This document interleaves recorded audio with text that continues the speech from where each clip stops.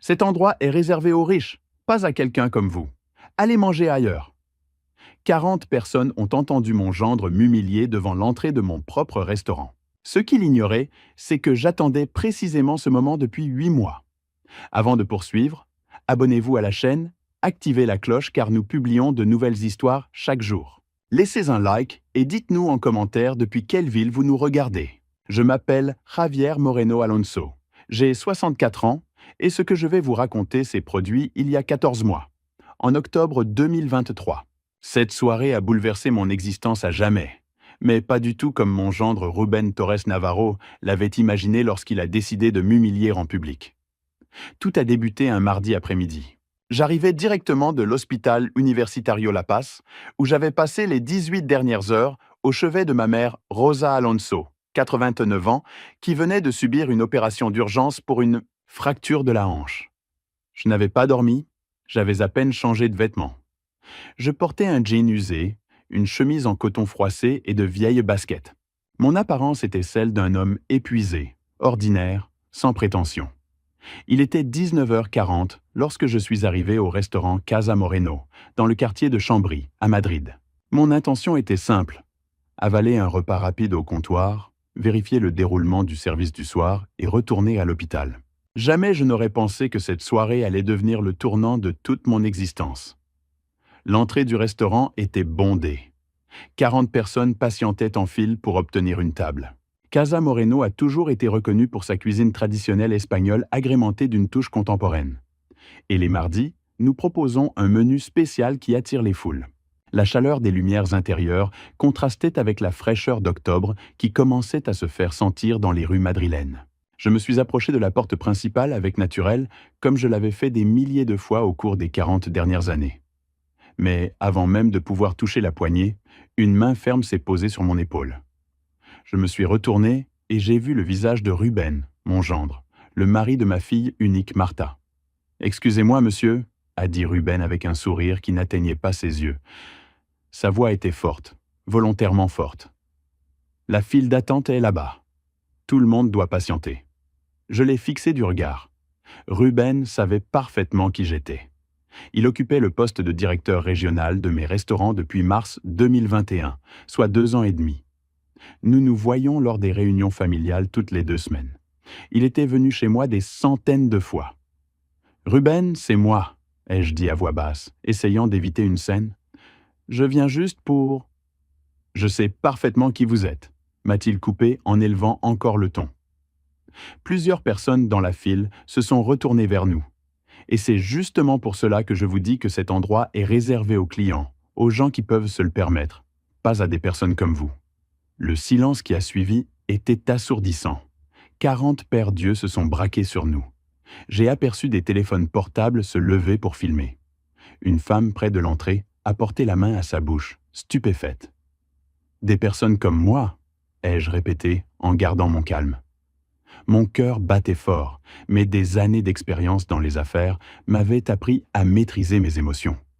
Qu'est-ce que cela signifie exactement? Rubén a croisé les bras, adoptant une posture d'autorité.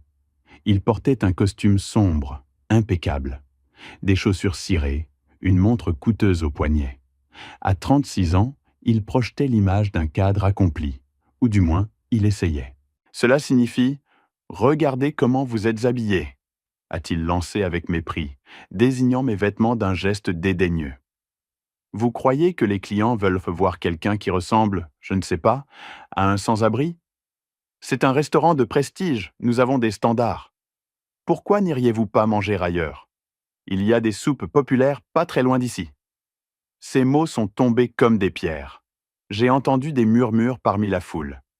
Certains filmaient de plus belle, d'autres semblaient mal à l'aise. Un jeune couple près de nous a échangé des regards désapprobateurs envers Rubén. À cet instant précis, quelque chose s'est déclenché en moi. Ce n'était pas de la surprise, ni de la douleur, c'était une confirmation. Durant 8 longs mois, depuis février 2023, j'avais attendu quelque chose d'exactement semblable. J'avais enquêté, observé, rassemblé des preuves. Je savais que Rubén tramait quelque chose contre moi, mais j'avais besoin de le constater de mes propres yeux. Il fallait qu'il se démasque totalement. Et il se tenait là, devant 40 témoins, révélant sa vraie nature. J'ai pris une profonde inspiration.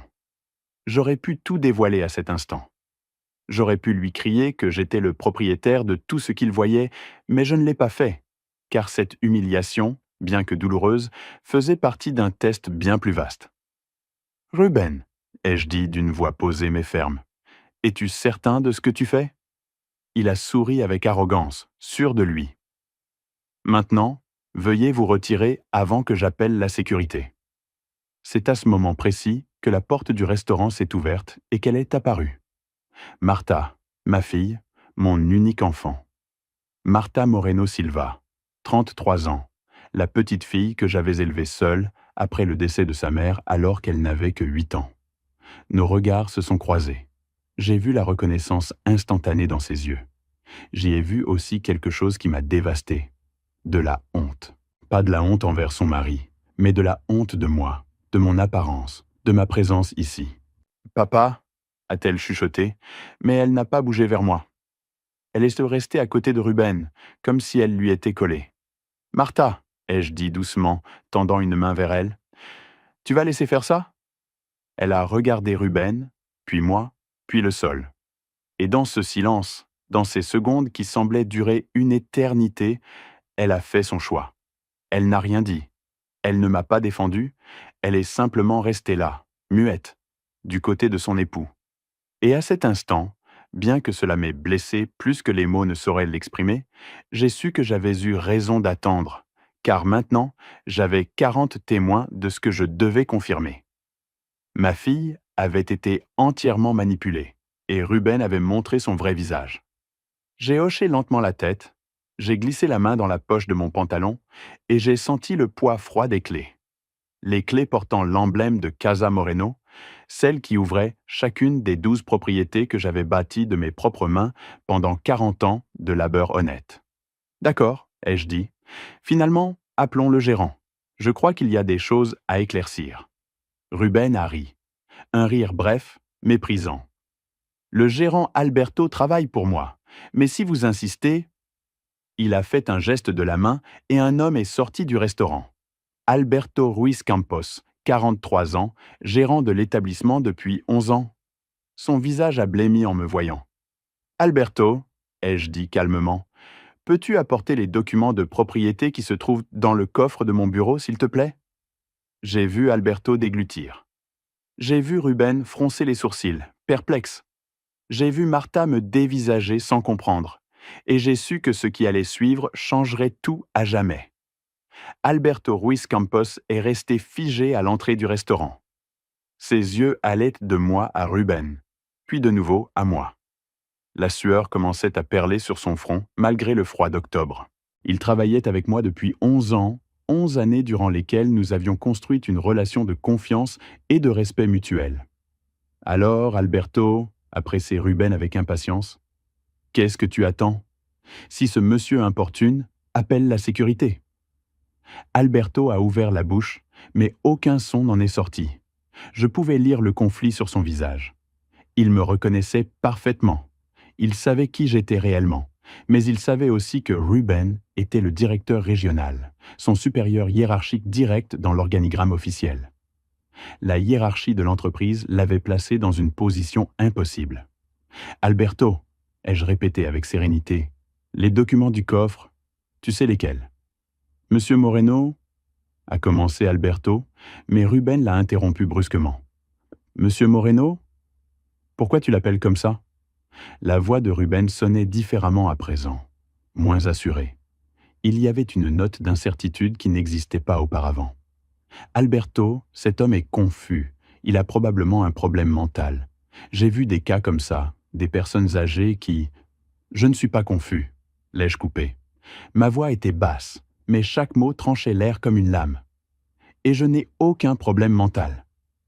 Alberto sait exactement qui je suis, n'est-ce pas, Alberto ? Le gérant a dégluti de manière audible. Les 40 personnes dans la file observaient la scène avec un mélange de fascination et d'effroi. Les téléphones portables continuaient de filmer. J'ai entendu quelqu'un murmurer « C'est vraiment bizarre tout ça. » Martha a fait un pas en avant. Pendant une seconde, juste une seconde, j'ai cru qu'elle allait enfin intervenir, qu'elle allait prendre la défense de son père. Mais alors, Ruben a tendu le bras et l'a retenue, la plaçant derrière lui dans un geste qui semblait protecteur, mais qui en réalité était possessif. « Chérie, rentre à l'intérieur », a dit Ruben à Martha, sans la regarder. « Tu n'as pas besoin de voir ça. Cet homme est visiblement désorienté. »« Papa », a finalement dit Martha. Sa voix n'était qu'un souffle. « Qu'est-ce que tu fais ici habillé comme ça ? Tu aurais dû prévenir. » Ces mots m'ont frappé plus violemment que n'importe quelle insulte de Ruben. Ma propre fille, la petite que j'avais élevée seule après le décès de sa mère Elena dans un accident de la route il y a 25 ans, se souciait davantage de mon apparence que de la façon dont son mari me traitait. « Prévenir » ai-je répété lentement. « Prévenir pour entrer dans... pour que tu te prépares » a poursuivi Martha en détournant le regard. « Tu sais comment c'est ? C'est un lieu chic. Les gens s'attendent à un certain niveau. » Un homme âgé dans la file, d'environ 70 ans, a soudain pris la parole.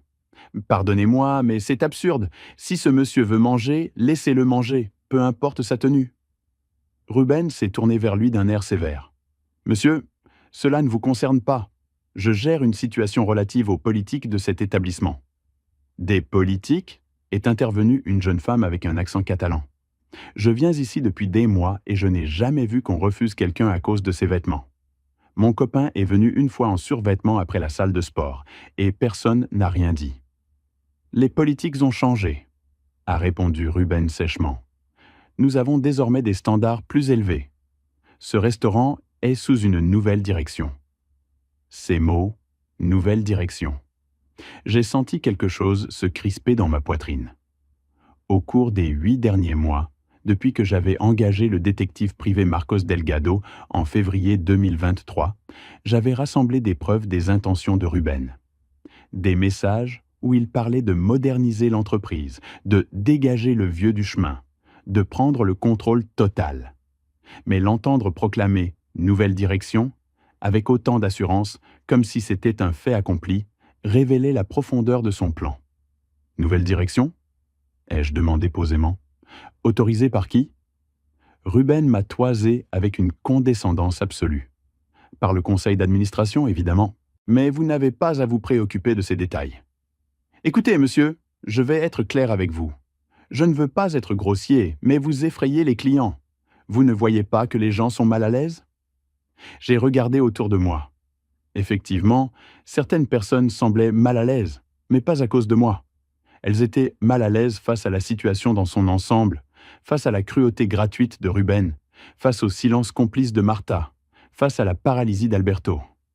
Une étudiante, pas plus de 20 ans, a levé son téléphone plus haut. « Je filme tout ça », a-t-elle annoncé, au cas où.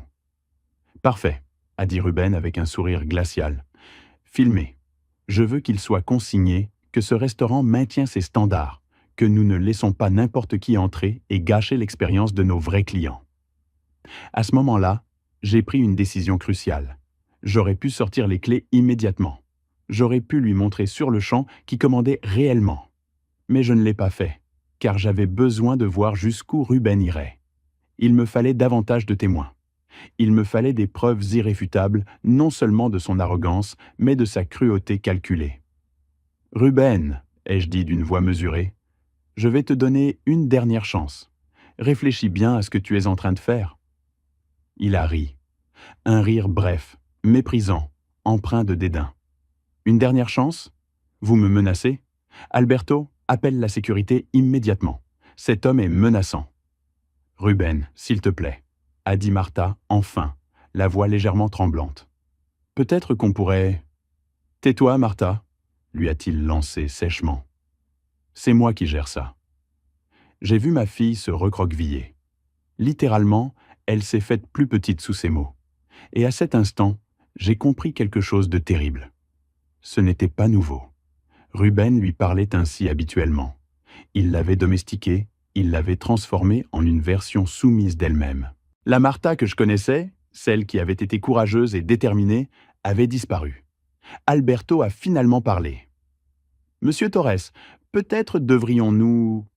Peut-être que tu devrais faire ton travail. l'a coupé Ruben, à moins que tu veuilles rejoindre ce monsieur dans la rue. Le silence qui a suivi était tendu. Les secondes s'étiraient comme des heures.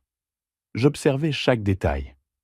La façon dont Ruben serrait les poings, la manière dont Martha fuyait mon regard, la transpiration abondante d'Alberto, les murmures croissants de la foule.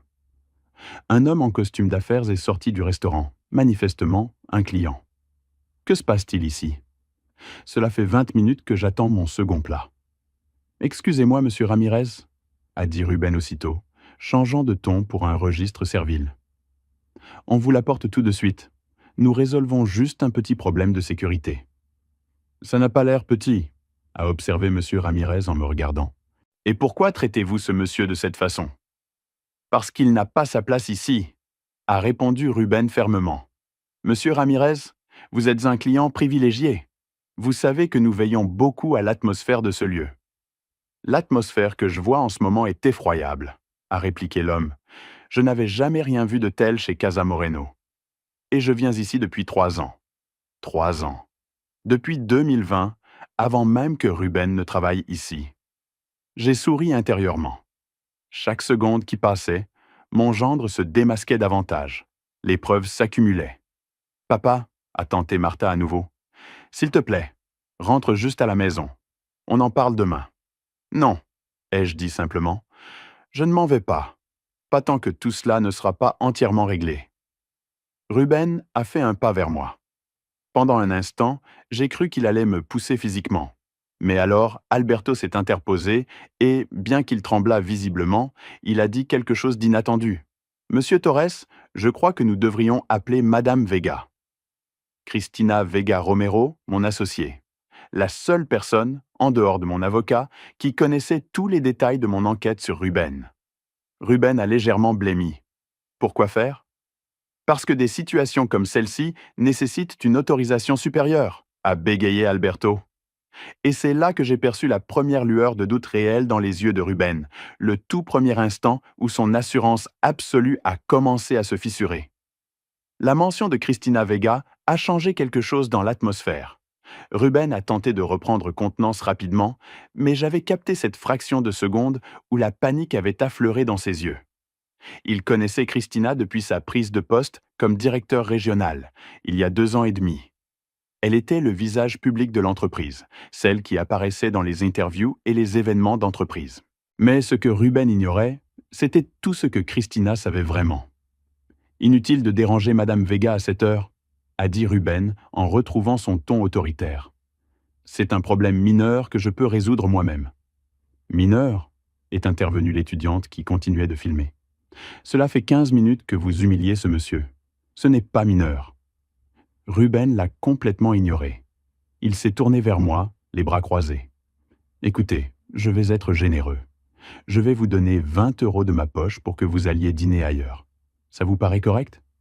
L'offre était si insultante que plusieurs personnes dans la file ont eu un hoquet de stupeur. 20 €. Comme si j'étais un indigent qu'on pouvait acheter avec une aumône. Le niveau de mépris avait atteint un point qui surpassait même mes pires attentes. « Je ne veux pas de ton argent, Ruben, » ai-je répondu tranquillement. J'ai plongé la main dans la poche de mon jean et senti le métal froid des clés. C'était le moment. J'avais patienté 8 mois pour cela. J'avais supporté l'humiliation. J'avais observé ma fille choisir le silence plutôt que la loyauté. J'avais vu Ruben dévoiler sa vraie nature devant 40 témoins, caméras allumées. J'ai sorti les clés lentement. Ce n'étaient pas des clés ordinaires. Chacune portait une plaque dorée avec le logo gravé. Casa Moreno, fondée en 1983. Je les ai déposées sur la table d'accueil, située près de l'entrée. Le tintement métallique a résonné dans le silence pesant. « C'est quoi ça ?» a demandé Ruben en fronçant les sourcils. « Les clés passent partout, ai-je dit simplement. Des 12 restaurants. » Alberto a fermé les yeux. Il savait ce qui allait suivre. Martha a fixé les clés sans encore comprendre. Ruben les a observées comme quelque chose d'étrange, de déplacé.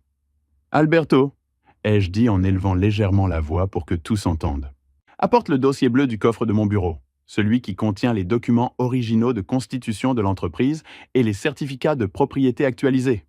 Son bureau? A répété Ruben avec un rire nerveux. Il a un bureau ici?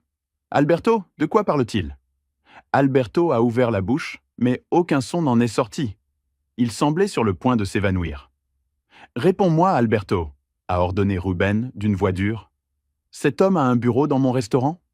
Ce n'est pas ton restaurant, ai-je dit avec fermeté. Chaque mot sortait clair, mesuré, précis. Ça ne l'a jamais été, ça ne le sera jamais. Un murmure a parcouru la foule. L'étudiante s'est rapprochée avec son téléphone. L'homme âgé qui avait parlé plus tôt a fait un pas en avant, visiblement intrigué. Monsieur Ramirez, le client qui était sorti se plaindre, observait les yeux écarquillés. « Pardon ?» La voix de Ruben a sonné stridente. « Comment oses-tu, Martha? Ton père délire. Il a manifestement besoin d'aide médicale. » Martha fixait les clés intensément. J'ai vu son cerveau commencer à traiter l'information, à assembler les pièces du puzzle. Elle connaissait ces clés, elle les avait vues toute sa vie. Enfant, je la laissais jouer avec pendant que je faisais de la paperasse à la maison. Mais cela faisait des années qu'elle ne les avait pas vues, depuis que Ruben était entré dans sa vie et avait commencé à l'éloigner de moi. « Papa », a-t-elle chuchoté, « ces clés... »« Alberto, les documents », ai-je répété, ignorant totalement Ruben. « Maintenant ». Alberto a acquiescé rapidement et a pratiquement couru vers l'intérieur du restaurant. Ruben a tenté de le suivre, mais je lui ai barré le passage. Pas physiquement, je me suis simplement placé face à lui. « Pousse-toi !» a grondé Ruben. « Reste ici !» lui ai-je dit. « Tu vas vouloir voir ça !» Les 3 minutes qui ont suivi ont été interminables. Personne dans la file n'a bougé. Tous voulaient voir comment cela se terminerait. J'ai entendu quelqu'un appeler une autre personne par téléphone. « Il faut que tu viennes. Il se passe quelque chose d'incroyable chez Casa Moreno. » Ruben arpentait l'espace de long en large comme un animal en cage. Martha restait immobile, regardant tour à tour les clés et moi. Ses yeux commençaient à se remplir de larmes, mais elle ne s'approchait pas. Pas encore. Alberto est revenu presque en courant, portant un épais dossier bleu. Ses mains tremblaient tellement qu'il a failli le laisser tomber. Il me l'a remis avec une révérence qui a fait froncer davantage les sourcils de Ruben. « Merci Alberto », ai-je dit. J'ai ouvert le dossier et sorti le premier document. Ceci est le certificat de constitution de Restaurant Casa Moreno S.L., fondé le 14 mars 1983. Fondateur et propriétaire initial, Javier Moreno Alonso. Moi. Ruben est resté pétrifié. J'ai sorti un autre document. Voici l'acte notarié mis à jour en février 2023. Propriétaires actuels. Javier Moreno Alonso, 87%. Cristina Vega Romero, 13%. « C'est impossible », a dit Ruben, mais sa voix avait perdu toute sa force. « Je suis le directeur régional. Tu es un employé, l'ai-je coupé. Un employé qui vient d'humilier publiquement le propriétaire de l'entreprise où il travaille. » La révélation a éclaté comme une bombe. Les murmures se sont transformés en exclamations. L'étudiante a crié « Ce n'est pas possible !» L'homme âgé a éclaté de rire. « C'est mieux que n'importe quelle série télé !» a commenté quelqu'un. Martha a vacillé, elle a littéralement dû s'appuyer contre le mur. « Papa, non, je ne comprends pas. Tu as toujours dit que Christina était mon associée. Oui, et elle l'est à hauteur de 13%. Elle préfère la visibilité publique. J'ai toujours préféré travailler dans l'ombre, construire sans ostentation. C'est pourquoi très peu de gens savent que je suis le véritable propriétaire majoritaire de cette chaîne. « Tos !» Alberto est intervenu, la voix tremblante mais nette. « Monsieur Torres, Don Javier Moreno a fondé le premier restaurant il y a 40 ans. Il a bâti cette entreprise à partir de rien. Chaque restaurant, chaque décision importante passe par lui. Je suis profondément désolé, Don Javier. J'aurais dû intervenir plus tôt. Ne t'inquiète pas, Alberto, lui ai-je dit. J'avais besoin de voir cela jusqu'au bout. Ruben secouait la tête sans cesse. Non, non, c'est une erreur. Martha, dis-lui que... C'est vrai, a dit Martha d'une voix brisée. Mon Dieu, Ruben, C'est vrai. Ces clés, je m'en souviens depuis mon enfance. Papa les portait toujours sur lui. Et le dossier bleu était toujours dans son bureau à la maison. J'ai sorti un autre document. Ceci est le certificat d'évaluation d'entreprise actualisé de septembre 2023. La valeur totale de la chaîne restaurante Casa Moreno s'élève à 4 300 000 euros. Ma participation de 87% équivaut à 3 741 000 euros. Le silence était total. On n'entendait même plus de respiration. Et ceci, j'ai extrait le dernier papier, est ton contrat de travail, Rubén Torres Navarro, signé le 15 mars 2021, signé par moi en qualité de propriétaire majoritaire, avec une période d'essai de 6 mois que tu as déjà effectuée, et avec une clause de licenciement immédiat pour faute grave. Rubén a ouvert la bouche, mais aucun son n'en est sorti. Son visage était passé du rouge furieux au blanc cadavérique. Faute grave, ai-je répété lentement. Comme humilier le propriétaire de l'entreprise devant 40 témoins. Comme abuser de ta position d'autorité. Comme oublier que l'humilité et le respect sont les valeurs fondamentales sur lesquelles j'ai tout construit. Martha a commencé à sangloter ouvertement. Tandis que Rubén tentait de digérer ce qu'il venait de découvrir et que Martha pleurait adossée au mur, j'ai fermé les yeux un instant. Les voix de la foule se sont estompées et je me suis retrouvé transporté 43 ans en arrière, dans un lieu bien différent de ce restaurant élégant de Chambry. Salamanque, 1967. J'avais 7 ans et je vivais avec mes parents dans un appartement de 40 mètres carrés dans le quartier de Pizarrales. Mon père, Antonio Moreno Garcia, était menuisier. Il ne possédait pas son propre atelier. Il travaillait pour d'autres, transportant ses outils de maison en maison. Il gagnait tout juste de quoi se nourrir, payer le loyer et guère plus. Je me souviens d'un après-midi d'hiver particulièrement glacial. J'étais rentré de l'école avec mes chaussures abîmées, les semelles décollées du dessus. Mes camarades s'étaient moqués de moi toute la journée. Je me sentais humilié, honteux. Je voulais des chaussures neuves, comme celles des enfants riches du quartier huppé. Mon père m'a trouvé en pleurs dans ma petite chambre. Il s'est assis à côté de moi, sur le matelas fin, et a posé sa main calleuse, couverte de cicatrices dues au travail, sur mon épaule. « Javier, m'a-t-il dit de sa voix sereine, écoute-moi bien, car c'est la leçon la plus importante que je te donnerai de toute ta vie. Les habits ne font pas l'homme, mais le caractère, si. Ces chaussures déchirées ne définissent pas qui tu es. Ce qui te définit, c'est la manière dont tu traites les autres, dont tu travailles, dont tu te lèves chaque matin avec dignité, peu importe le peu que tu possèdes. Mais papa, ai-je sangloté. Les enfants se moquent de moi. Qu'ils rient, a-t-il répondu.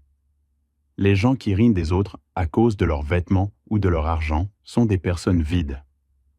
Toi, tu seras différent, mon fils. Tu te souviendras de ce moment quand tu auras réussi, car tu réussiras, je te le promets. Mais quand tu arriveras là-haut, n'oublie jamais ce que l'on ressent ici en bas. N'oublie jamais l'humiliation. Et lorsque tu verras quelqu'un avec des chaussures abîmées, c'est toi qui lui tendras la main, pas toi qui te moqueras. Ces paroles se sont gravées dans mon âme comme le feu dans le bois. Mon père est décédé 3 ans plus tard, en 1970, d'un infarctus alors qu'il réparait le toit d'une maison. Il n'avait que 42 ans. Il n'a jamais vu ce que j'ai construit, mais chaque décision que j'ai prise dans ma vie a été guidée par cette conversation. À 18 ans, en 1978, j'ai commencé à travailler dans un bar du centre de Salamanque. Je lavais la vaisselle, nettoyais les tables, accomplissais toutes les tâches qu'on me demandait. Le patron, Don Miguel Santos, était un homme dur mais juste. Il me payait peu, mais il m'a enseigné les secrets du métier de la restauration.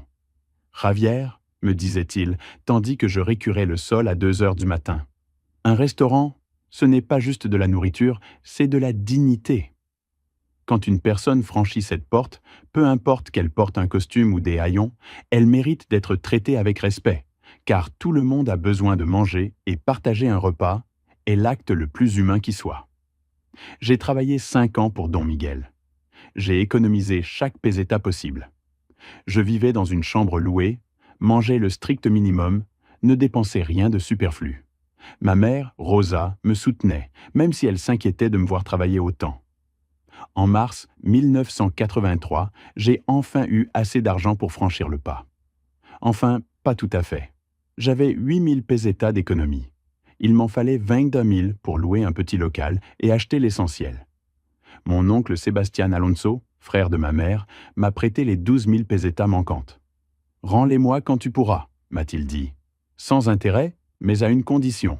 Quand tu auras réussi, aide les autres comme je t'aide aujourd'hui. » Le 14 mars 1983, à 23 ans tout juste, j'ai ouvert le bar Moreno dans une rue étroite de Valladolid.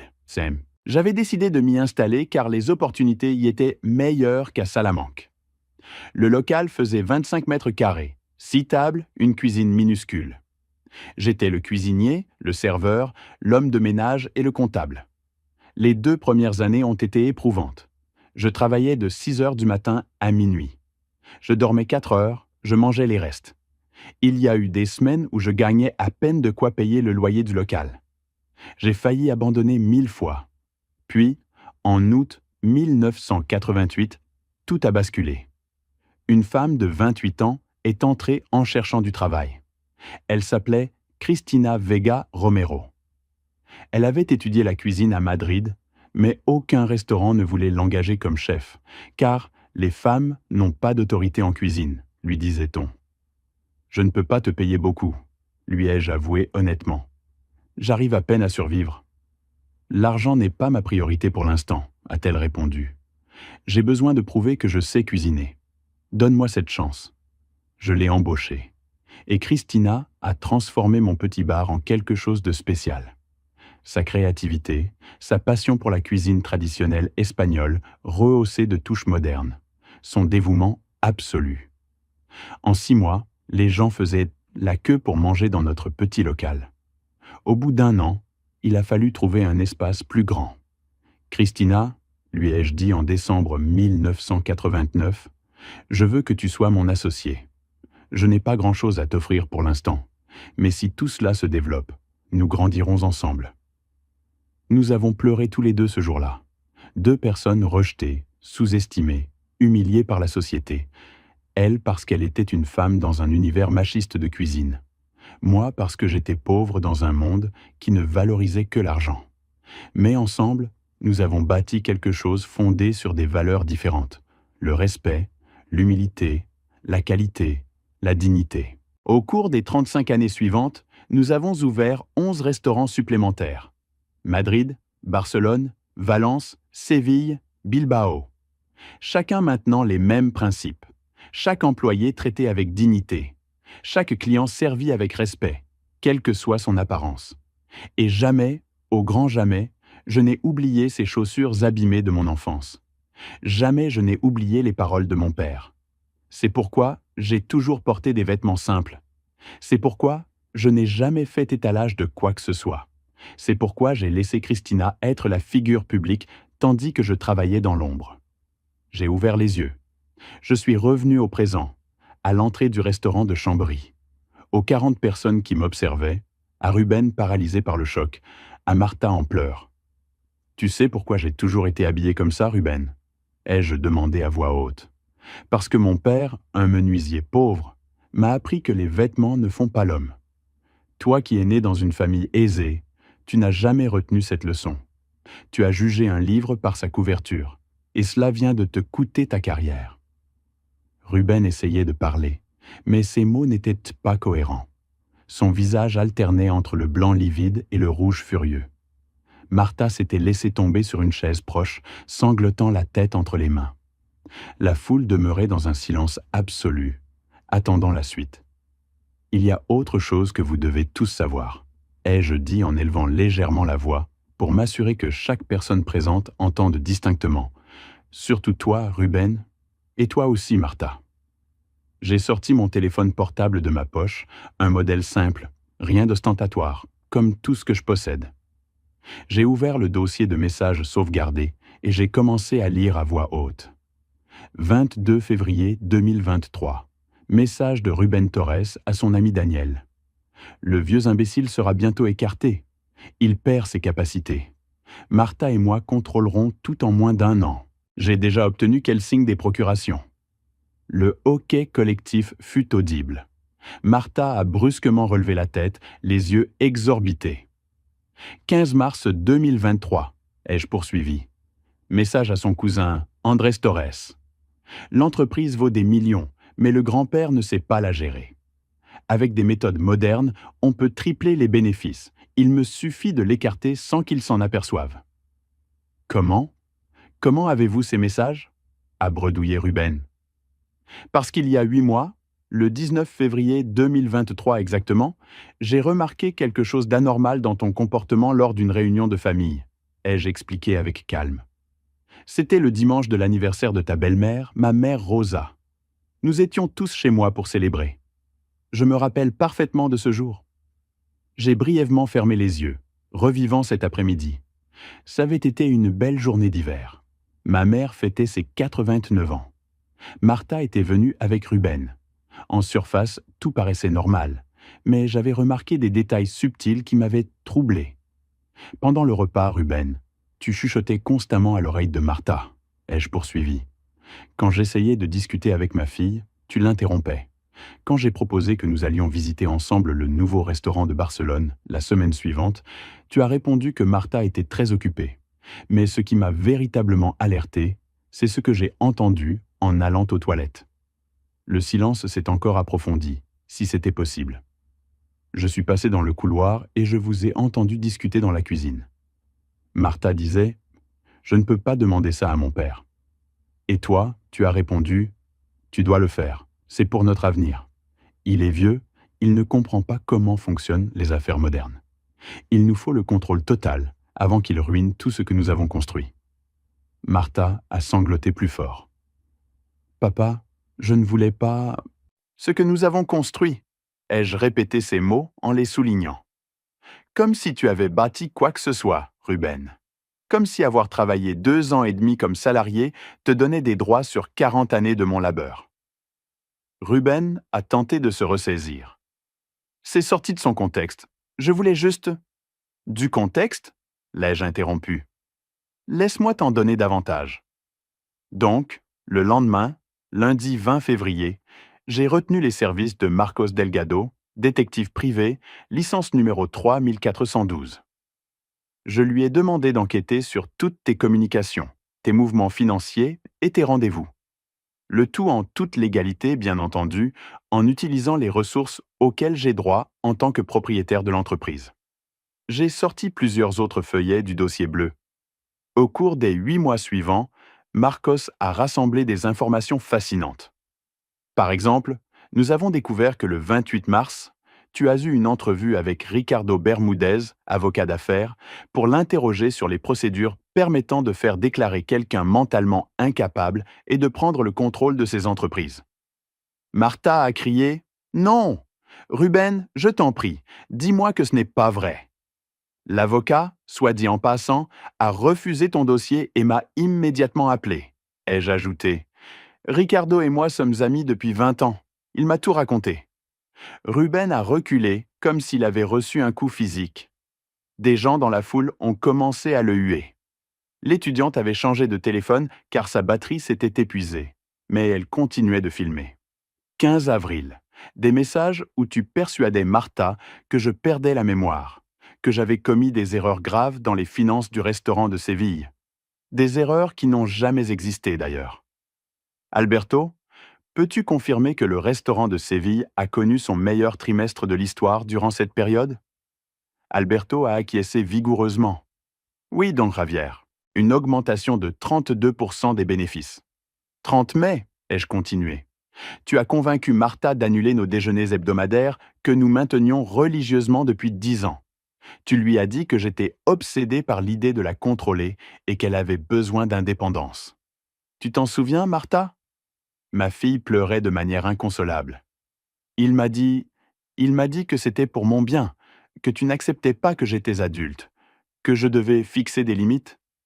23 juin.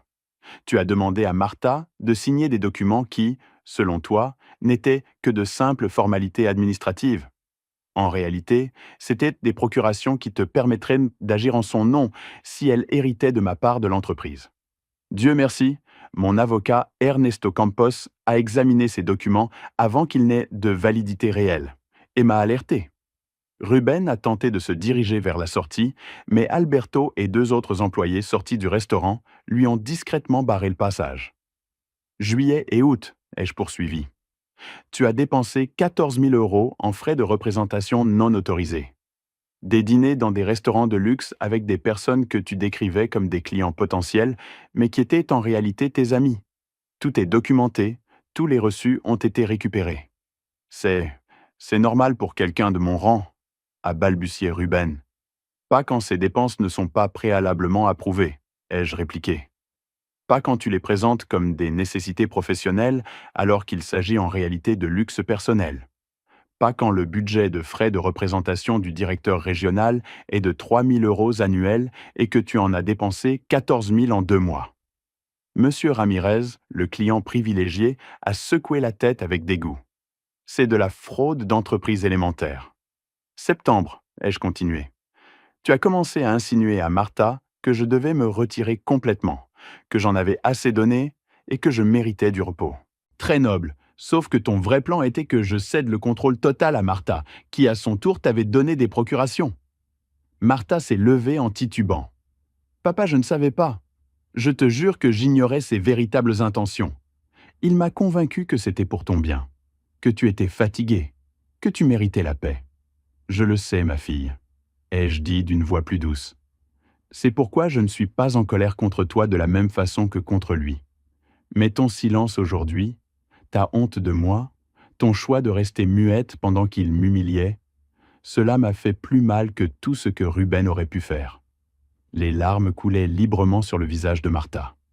Je suis tellement désolé. Je n'arrive pas à croire que je n'ai rien vu, que je l'ai laissé me manipuler ainsi. Et cela nous amène à octobre, ai-je dit en fixant directement Ruben. Il y a exactement 3 semaines, Martha a signé un document demandant formellement ma mise à la retraite et le transfert du contrôle de l'entreprise. Tu t'en souviens, Martha? Elle a hoché la tête misérablement. Pendant ces 8 mois, j'aurais pu intervenir à tout moment. J'aurais pu tout arrêter. Mais j'avais besoin de savoir jusqu'où tu irais, Ruben. Il fallait que ma fille voie ton vrai visage. Et il me fallait des preuves irréfutables, documentées, avec témoins. J'ai regardé les 40 personnes.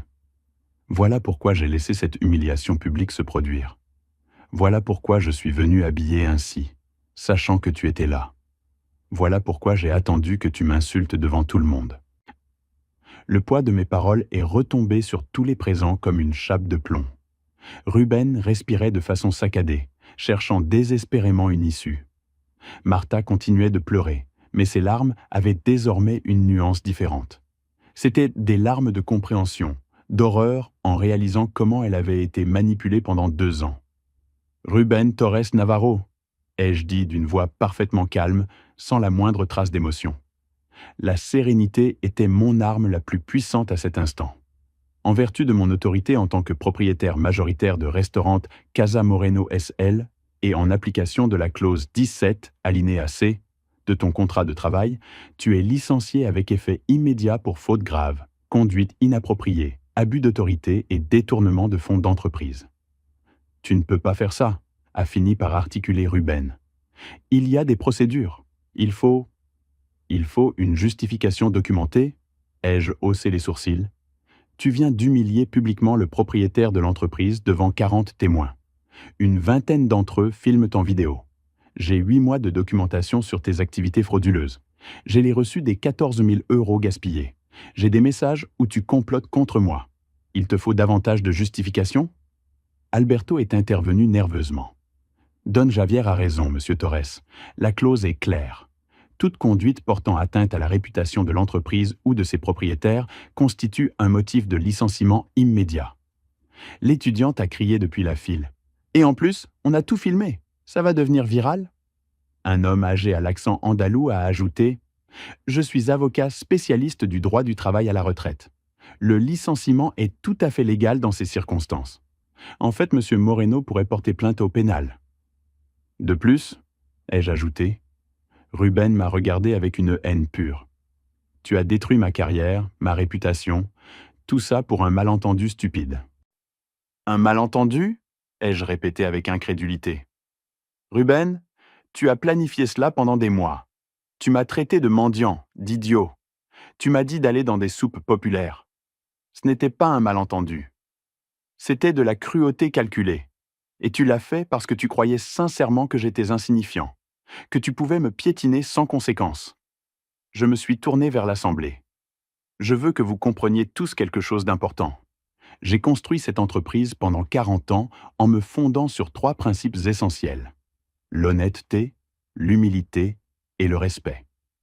Peu importe qu'un client arrive en costume à 3000 € ou en vêtements de travail sales. Peu importe qu'il soit millionnaire ou qu'il ait à peine de quoi se payer un café. Dans mes restaurants, chaque être humain mérite d'être traité avec dignité. Les applaudissements ont éclaté spontanément, d'abord un, puis plusieurs, jusqu'à ce que les 40 personnes applaudissent. Certains pleuraient. L'homme âgé qui avait pris la parole en premier s'est approché et m'a serré la main fermement. « Merci », m'a-t-il dit simplement. « Merci de nous rappeler que les valeurs comptent encore. » Ruben a tenté d'avancer vers Martha, mais elle a reculé instinctivement. « Chérie, écoute-moi. Je peux tout expliquer. Ton père exagère. Il manipule la situation. » Manipuler? La voix de Martha a sonné étrange, comme si elle provenait de quelqu'un d'autre. Manipuler? Comme toi tu m'as manipulé pendant 2 ans? Comme tu m'as convaincu de m'éloigner de mon père? Comme tu m'as fait signer des documents que je ne comprenais pas entièrement? C'était pour nous, a insisté Ruben. Pour notre avenir, pour notre... Tais-toi, a dit Martha abruptement. Tais-toi, Ruben. Mais Ruben ne s'est pas tu. Il a élevé la voix, furieux. Tais-toi, toi, Martha. Tu ne sais rien. Ton père t'a contrôlé toute ta vie. Moi, j'essayais seulement de te libérer. J'ai vu quelque chose changer sur le visage de ma fille. Le dernier voile de la manipulation qui tombe. Elle s'est redressée, essuyant ses larmes du revers de la main. « Mon père ne m'a jamais contrôlé », a-t-elle dit d'une voix tremblante mais ferme. « Il m'a élevée seule, après la mort de ma mère. Il a travaillé 18 heures par jour pour me donner une éducation, des opportunités, de l'amour. Et moi, je l'ai payé en retour avec de la honte, avec du silence quand il avait besoin de moi, avec de la trahison. « Alberto », ai-je dit en me tournant vers le gérant, « j'ai besoin que tu fasses quelque chose immédiatement. Appelle notre service comptable. Je veux un audit complet de toutes les transactions autorisées par Ruben Torres au cours des 12 derniers mois. Chaque reçu, chaque virement, chaque dépense. Je veux les résultats sur mon bureau demain à 10 heures du matin. » Oui, don Javier, immédiatement. Alberto a sorti son téléphone et a commencé à passer des appels. Par ailleurs, ai-je poursuivi, contacte Christina. Elle doit être informée de la situation. Et appelle aussi Ernesto Campos, notre avocat d'affaires. Nous allons avoir besoin de conseils juridiques pour les prochaines étapes. Ruben a tenté une dernière stratégie. Si tu me licencies comme ça, je te poursuivrai en justice. Licenciement abusif. Ça te coûtera une fortune en indemnité. Vas-y, ai-je répondu calmement. J'ai les meilleurs avocats de Madrid. J'ai des preuves documentaires irréfutables. J'ai 40 témoins oculaires de ta conduite. Tu veux vraiment aller devant un tribunal? Parce que moi, oui, j'adorerais qu'un juge examine l'ensemble des preuves que j'ai rassemblées sur tes agissements. Le visage de Ruben a de nouveau blêmi. Il savait qu'il n'avait aucune chance réelle. Tu as jusqu'à demain midi pour récupérer tes effets personnels du bureau, ai-je informé. Sous surveillance de la sécurité, bien entendu. Ton accès aux systèmes informatiques est bloqué dès cet instant. Ta carte d'entreprise est annulée. Le véhicule de fonction doit être restitué avant vendredi. C'est clair? Ruben n'a pas répondu. Il m'a simplement foudroyé du regard. Je me suis approché de Martha. Elle a voulu m'embrasser, mais j'ai levé une main pour l'arrêter.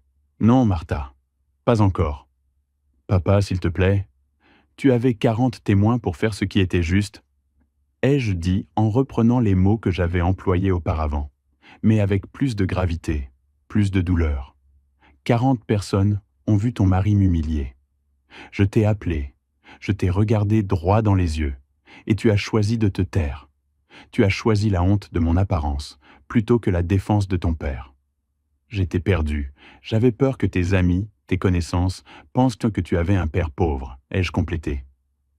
Je l'ai vu dans tes yeux, Martha. Ce n'était pas seulement de la confusion, c'était de la honte véritable. Et cela me dit que j'ai été un père qui n'a pas su t'enseigner les bonnes valeurs. Elle a sangloté. Ne dis pas ça, tu as été le meilleur des pères. Moi, c'est moi qui... Qui a oublié d'où nous venons? Ai-je interrompu doucement. Qui a oublié que ton grand-père Antonio était menuisier? Que je lavais la vaisselle à 2 heures du matin? Que nous avons tout construit avec humilité et travail honnête, pas avec de l'ostentation et des apparences? Monsieur Ramirez, qui avait observé la scène en silence, s'est approché. Don Javier, je ne sais pas si vous vous en souvenez, mais je suis venu dans ce restaurant pour la première fois il y a 3 ans. Je venais de perdre mon emploi. J'étais déprimé. Je suis entré avec le peu que j'avais pour me faire plaisir. Vous étiez là ce soir-là, habillé exactement comme aujourd'hui. Vous m'avez vu et vous êtes venu vous asseoir pour discuter avec moi.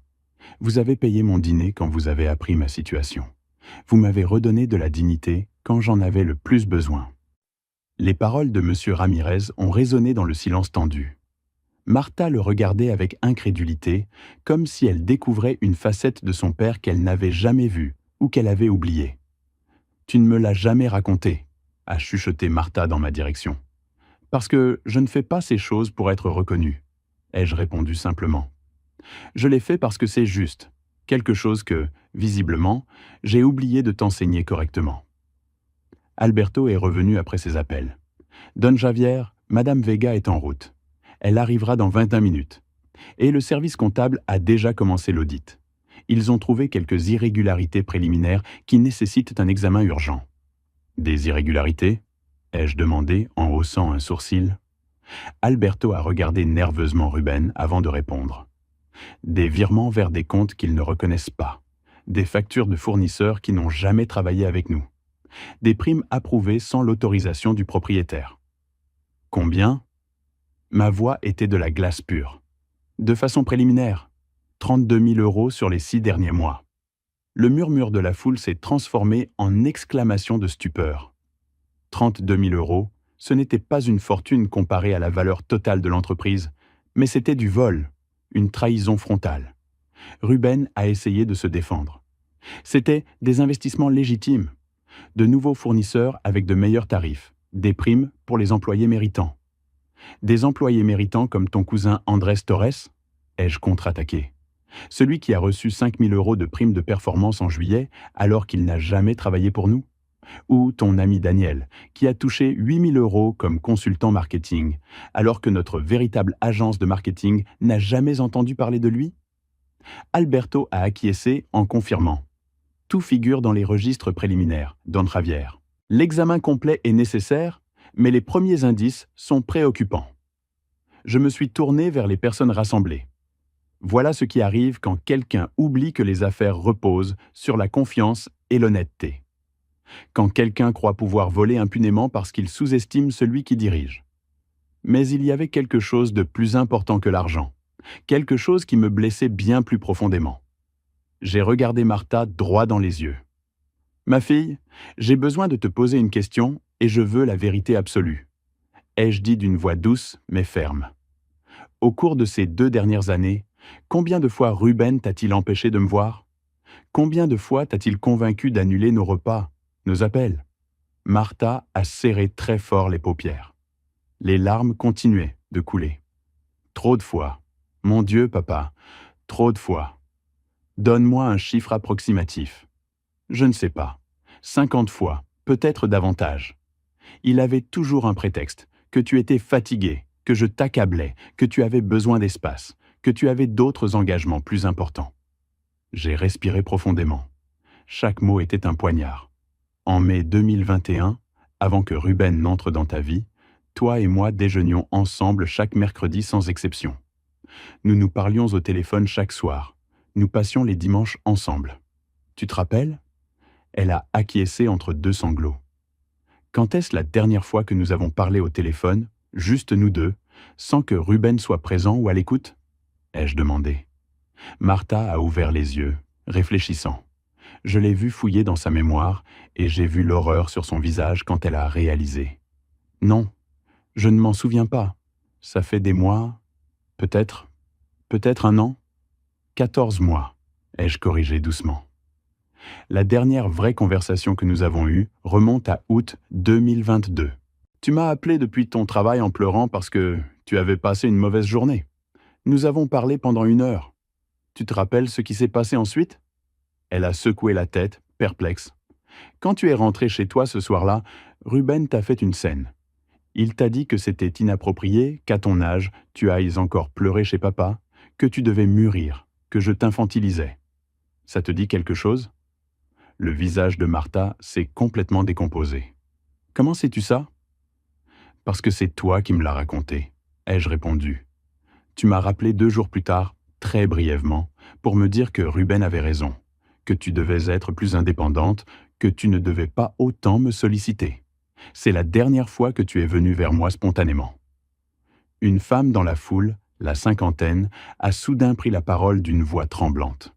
C'est de l'abus psychologique, de l'isolement social.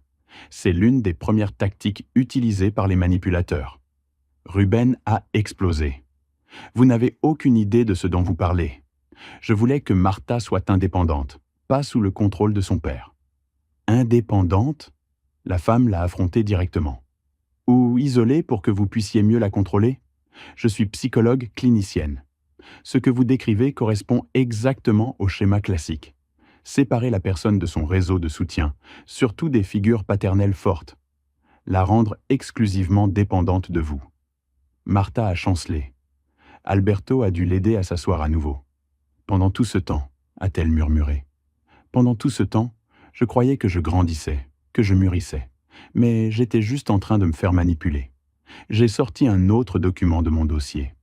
Ceci est un rapport du détective privé Marcos Delgado, daté du 15 mai 2023.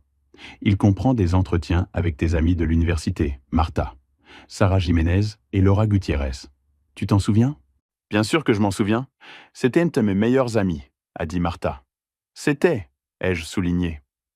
Au passé, parce que tu as cessé de les voir il y a 1 an et demi. Elles ont essayé de te joindre à de multiples reprises. Elles t'ont invité à des sorties, des dîners, des retrouvailles. Tu répondais toujours que tu étais occupé ou que Ruben et toi aviez d'autres projets. J'étais occupé avec le travail et Ruben t'a convaincu qu'elles étaient immatures, qu'elles ne comprenaient pas ton nouveau standing professionnel, qu'elles ne correspondaient plus à ta nouvelle vie, ai-je complété en citant des messages que j'avais vus. N'est-ce pas? Martha s'est couvert le visage des mains. Laura m'a confié quelque chose d'intéressant, ai-je poursuivi. En mars 2022, vous prépariez toutes les 3 un week-end à Majorque, un voyage que vous planifiez depuis la fac. Mais 3 jours avant, tu as annulé. Tu as dit que Ruben t'avait préparé une surprise romantique. Quand Laura t'a demandé si vous pouviez reprogrammer, tu n'as jamais répondu à ses messages. Il m'a dit que mes amies étaient jalouses de notre couple, a chuchoté Martha, qu'elles cherchaient à nous séparer, qu'elles étaient toxiques. La psychologue dans la foule a secoué tristement la tête. Projection classique. T'accuser, toi et les autres, de ce que lui-même était en train de faire.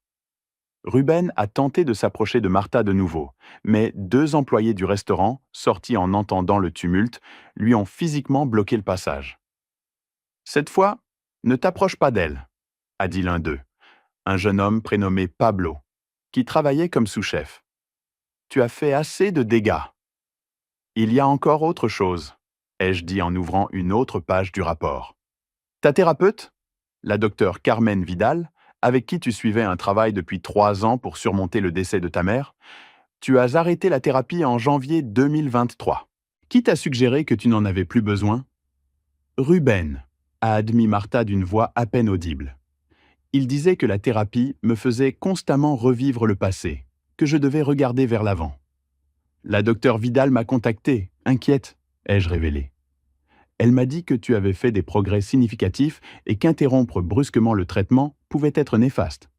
Elle m'a demandé l'autorisation de te recontacter.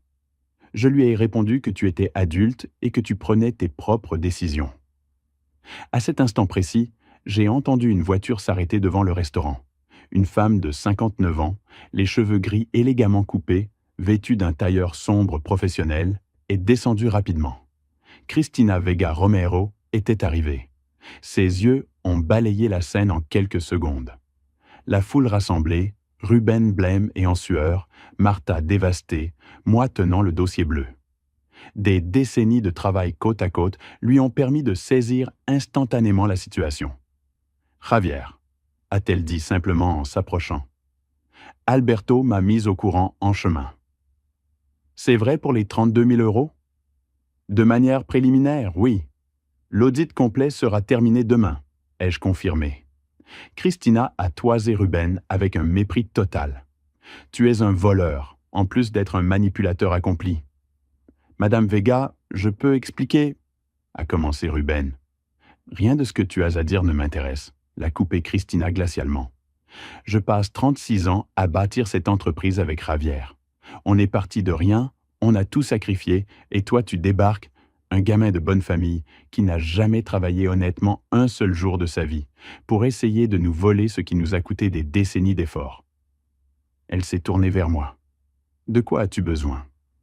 Il faut que demain matin, nous convoquions une réunion extraordinaire du conseil de direction, ai-je répondu. Nous devons officialiser le licenciement de Ruben, lancer les poursuites judiciaires pour le détournement et prendre des décisions concernant d'autres affaires familiales. Martha a brusquement relevé la tête. D'autres affaires familiales ? Papa, qu'est-ce que ça veut dire ? J'ai pris une profonde inspiration. C'était la partie la plus difficile. Cela signifie que nous devons parler de ton avenir dans l'entreprise, Martha, et de ton avenir en général. Tu ne vas pas me licencier, n'est-ce pas ? A-t-elle demandé d'une voix tremblante. Papa, s'il te plaît. J'ai fait des erreurs terribles, mais... Je ne vais pas te licencier, l'ai-je interrompu, parce que techniquement, tu n'as jamais travaillé pour l'entreprise. La confusion a envahi son visage. Quoi ? Mais je suis consultante en développement d'entreprise. J'ai un poste au siège de Barcelone. Tu as un titre que je t'ai donné parce que tu es ma fille, ai-je expliqué avec douleur mais fermeté. Mais en 2 ans, tu n'as jamais présenté le moindre rapport. Tu n'as jamais assisté à une réunion stratégique réelle. Tu n'as jamais véritablement contribué aux opérations. Je te verse 4 000 euros par mois pour, en somme, pour être ma fille. Les larmes sont revenues dans ses yeux. Ce n'est pas vrai. Je travaille. Je vais au bureau chaque jour. Cristina est intervenue. Sa voix n'était pas cruelle, mais d'une honnêteté brutale. Martha, ma chérie, tu viens 3 fois par semaine. Tu restes 2 ou 3 heures. Tu consultes tes emails. Tu prends un café avec les collègues et tu t'en vas. Ton père t'a offert ce poste parce qu'il voulait que tu aies un sens, une indépendance financière, mais tu n'as jamais réellement travaillé. J'ai vu la réalité frapper Martha comme un coup de massue. Tout ce qu'elle croyait savoir d'elle-même s'écroulait. L'appartement dans le quartier de Salamanca, ai-je poursuivi, estimé à 200 000 euros, est à mon nom. Je te l'ai offert quand tu as épousé Ruben il y a 2 ans, en cadeau, mais légalement il m'appartient. Et je vais le récupérer. Papa, non, a gémi Martha, c'est chez moi. Ruben et moi vivons là. Ruben ne vit plus avec toi, ai-je dit fermement. Ou du moins, il ne devrait plus après ce soir. Et toi, tu dois apprendre à vivre par tes propres moyens, pas avec les miens. L'homme âgé de la foule, qui était resté tout ce temps, a parlé doucement. Mademoiselle, votre père n'est pas cruel. Il vous enseigne ce que nous devons tous apprendre, la valeur du travail honnête et de la véritable indépendance. La carte de crédit d'entreprise avec un plafond de 3 000 euros mensuels que tu utilises pour des dépenses personnelles, ai-je poursuivi, sera annulée demain. Le véhicule de fonction que tu conduis, une Audi A4 d'une valeur de 35 000 euros, doit être restitué avant vendredi. Et le salaire mensuel de 4 000 euros prendra fin le dernier jour de ce mois. Martha s'est levée en chancelant. Tu me laisses sans rien, sans logement, sans emploi, sans argent. Comment vais-je survivre ? Comme survit 90% de la population espagnole, ai-je répondu. En cherchant un vrai travail, en gagnant ton propre salaire, en payant ton propre loyer, en apprenant la valeur de chaque euro gagné à la sueur de ton front. Mais papa, je ne sais rien faire. Je n'ai jamais vraiment travaillé. Tu viens de le dire toi-même. Exactement, ai-je confirmé. Et c'est mon plus grand échec en tant que père. Je t'ai tant donné que je ne t'ai jamais appris à rien valoriser. Je t'ai tellement protégé du monde réel que tu n'as jamais appris à te défendre. J'ai été un père aimant, mais incompétent quand il s'agissait de te préparer à la vie. Christina a posé sa main sur mon épaule, un geste de soutien silencieux.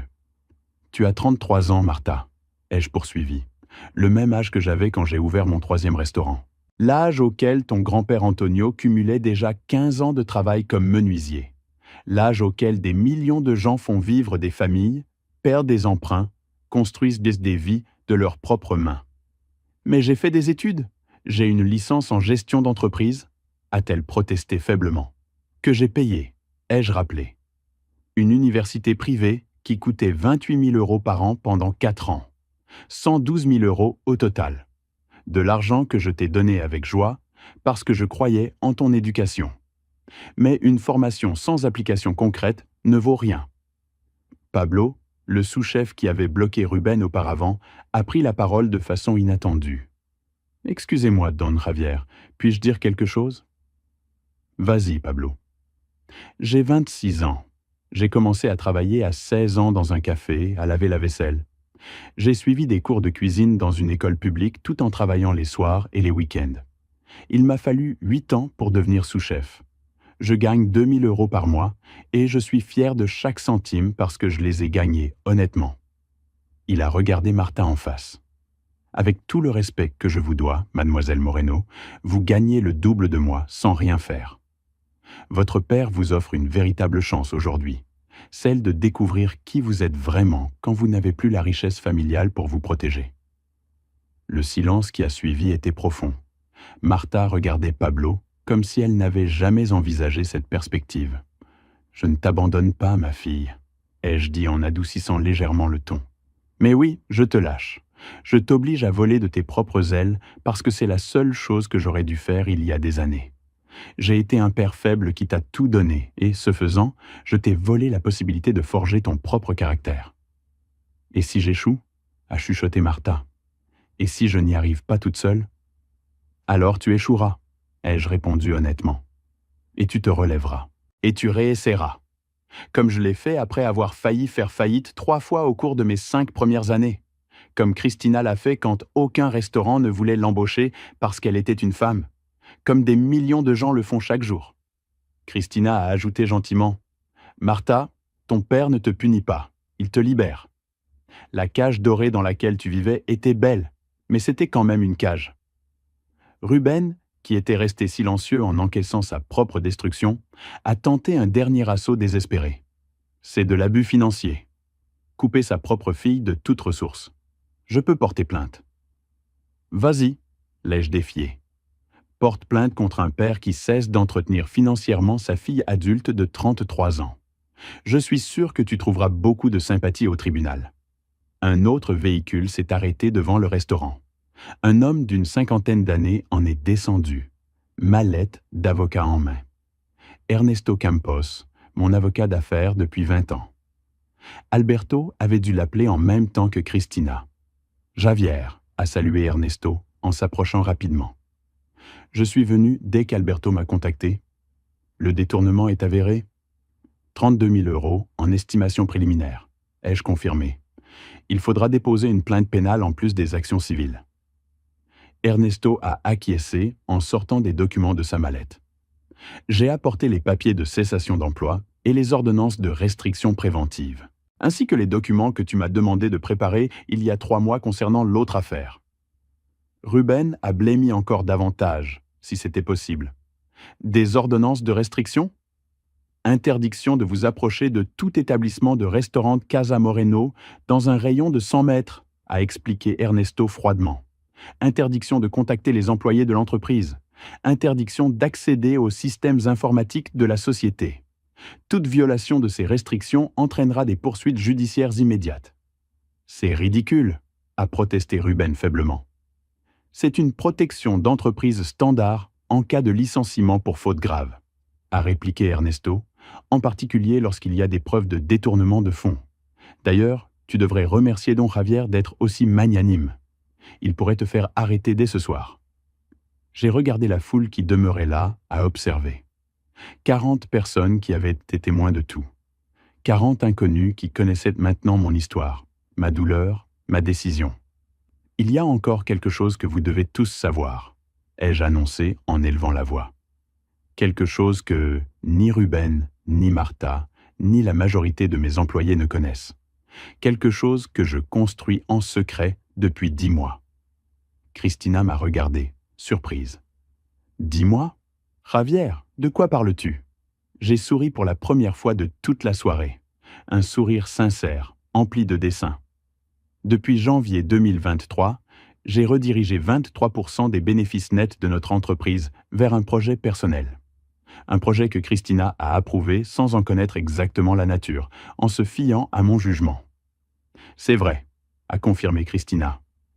J'ai validé le transfert de fonds, mais Javier m'avait demandé la discrétion la plus totale.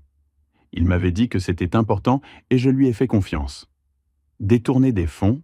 A demandé Martha, déconcertée. Toi aussi, tu volais ? Pas voler, ai-je rectifié. Investir dans quelque chose que j'ai toujours voulu réaliser. Mais pourquoi je n'avais jamais eu le courage ?